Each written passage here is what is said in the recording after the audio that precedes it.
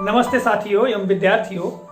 आइए इस कालखंड में हिंदी की एक कविता पर हम विचार करते हैं। जैसा कि आप मेरे पीछे देख रहे हैं, इस व्हाइट बोर्ड में एक कविता मैंने लिखकर रखी है अम्मा, और उसके सामने लिखा हुआ पाठ 26। तो निश्चित ही आपके मन में विचार आ रहा होगा कि यह किस पाठ्य पुस्तक का पाठ है। साथियों, जब हमारा विद्यार्थी जीवन था और पहली बार हमारा नाम विद्यालय में दर्ज हुआ था कक्षा 1 में, और जिस पाठ्य पुस्तक का सबसे पहले हमके दर्शन हुआ था, ये उसी पाठ्य पुस्तक का पाठ 26 है।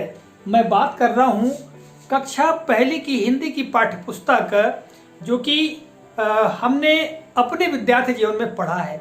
मैं आपको उस पाठ्य पुस्तक को बताता हूँ। देखिएगा, ये है पाठ 26, जैसा कि आप देख पा रहे हैं, पाठ 26 अम्मा, और एक पूरी कविता है, चित्र भी आप देख पा रहे हैं। ठीक है, निश्चित ही आप लोग पहचान गए होंगे, है ना।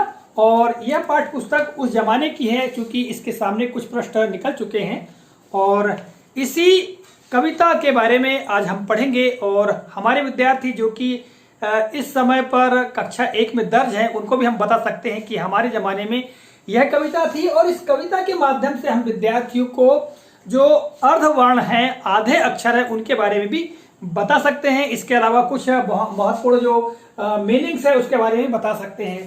तो देखिएगा, सबसे पहले हम क्या करते हैं, इस कविता को हाव भाव पूर्वक गा लेते हैं। जैसा कि आप देख पा रहे हैं, जो अम्मा कविता है कि बड़ी भली है अम्मा मेरी, ताजा दूध पिलाती है, मीठे मीठे फल ले लेकर मुझको रोज खिलाती है। मेरे लल्ला मुन्ना राजा कहकर सदा बुलाती है, कपड़े भी पहनाती अच्छे, मीठे गीत सुनाती है। रोज सुनाती नई कहानी, मेरा मन बहलाती है, कभी जरा बीमार हुआ तो झटपट दवा पिलाती है। रोज घुमाने ले जाती है, नए खेल सिखलाती है, बड़ी भली है अम्मा मेरी, मुझको बहुत ही भाती है। तो साथियों एवं विद्यार्थियों, ये इस तरह की कविता है, और इस कविता को बड़े ही लय और हाव भाव के साथ में हम उस समय गाया करते थे।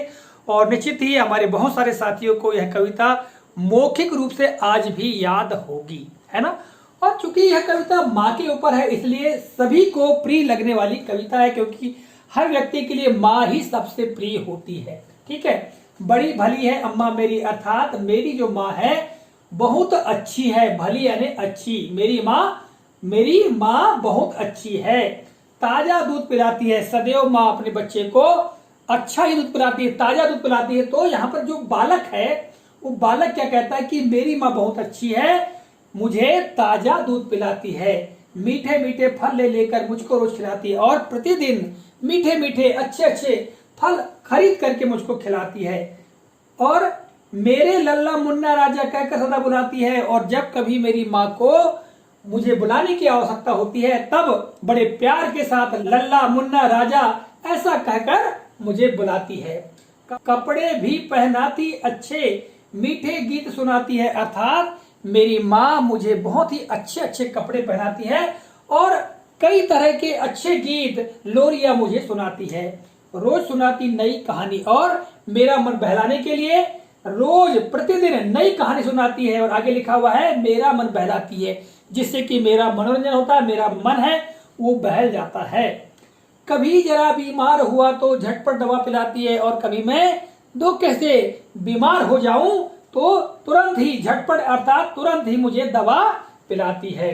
रोज घुमाने ले जाती है, और प्रतिदिवस मुझे सैर कराने के लिए, घुमाने के लिए ले जाती है, नए खेल सिखलाती है, और नए नए जो खेल हैं वो मुझे सिखाती है। बड़ी भली है अम्मा मेरी, मुझे बहुत ही भाती है, और मेरी जो माँ है बहुत अच्छी है और मुझे बहुत अच्छी लगती है। तो ऐसा ये भावार्थ है इस कविता का। हम अपने विद्यार्थियों को वर्तमान में बता सकते हैं कि ये हमारे जमाने की अम्मा कविता है, और हमको यह कविता बहुत अच्छी लगती है। और देखिएगा, इस कविता के माध्यम से हम विद्यार्थियों को विशेष तौर से जो अर्धवर्ण हैं, आधे अक्षर है, उनका ज्ञान करा सकते हैं। जैसा कि आप यहाँ पर देख रहे हैं, लल्ला और मुन्ना, इस तरह से जो अम्मा है, इन शब्दों में आधे वर्ण का प्रयोग किया गया है।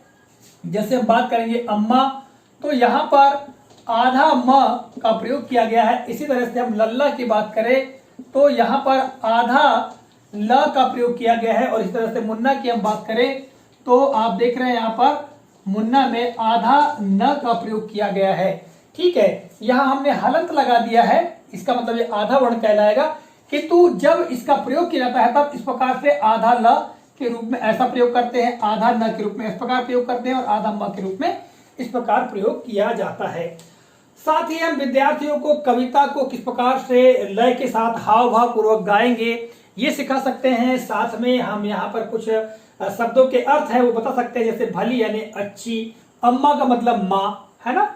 इसी तरह से आगे अगर बढ़ते जाएं तो हम देखेंगे रोज का मतलब प्रतिदिन। ठीक है, लल्ला मतलब जो प्यारे बच्चे होते हैं, या माँ जो है अपने बच्चे को लल्ला या मुन्ना या राजा कहकर बुलाती है, तो यहाँ पर लल्ला का मतलब प्यारा से आशय है।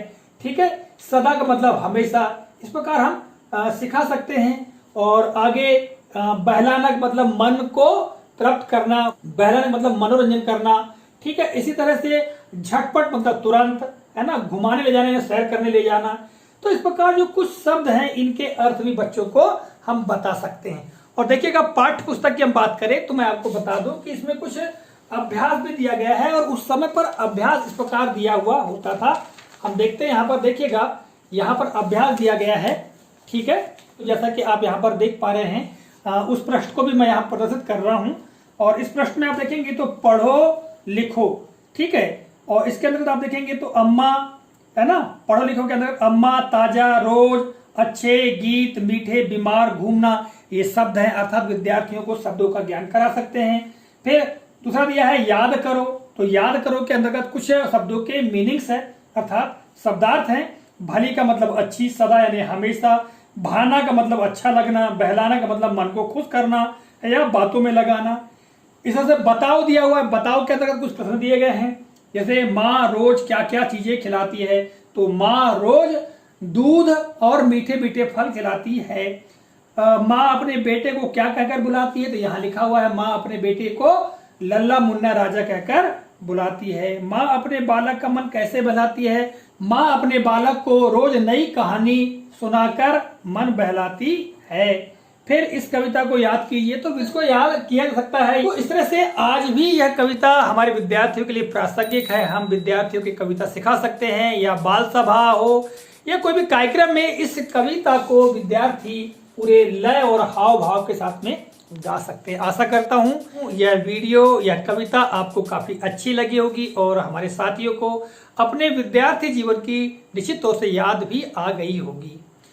विद्यार्थियों के लिए निश्चित तौर से यह कविता उपयोगी होगी और वे इसे याद कर लेंगे और बाल सभा या कोई भी कार्यक्रम में अवश्य सुनाएंगे।